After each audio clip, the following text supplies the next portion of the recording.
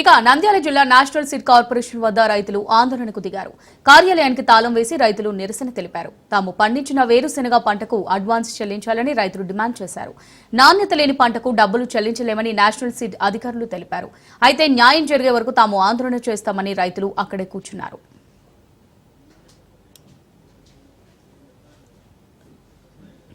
ఎం కృష్ణాపురం మాది గోస్పాల్ మండలం ఎన్ఎస్ దగ్గర మేము సీడ్ కొంచెం దగ్గర ఒక ఎకరాకు ఒక 18 నుండి 20 వేలు సీడ్ క్యాస్ట్ కట్టించుకున్నారు. తీసుకుపోయినాము. దానిలో సుమారు 20 కేజీలకు దగ్గర 3 కేజీల రాళ్ళు ఉన్నాయి. ఈ మేనేజర్ ఏం చేస్తున్నా అంటే నిర్లక్ష్యంగా ఏం పలకడు చేయడు, ఏం చేయడు.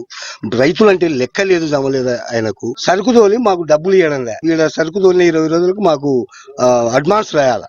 అడ్వాన్స్ రాయకపోగా మళ్ళా మమ్మల్ని ఏదేదో దుర్భాషలు ఆడి మమ్మల్ని లేచిపోరు, ఎవరు మీరు, మీకేం అవసరం, మా సరుకుడ దించుకొని కూడా మా డిమాండ్ మాకు అడ్వాన్స్ రాయాలా.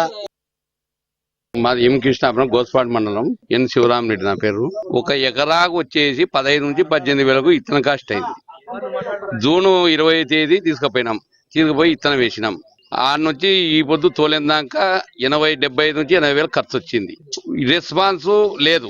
మేమే తంతులు కొనుక్కొచ్చుకున్నాం, లేబర్ ఖర్చు పెట్టుకున్నాం, ట్రాన్స్పోర్ట్ మేమే పెట్టుకున్నాం.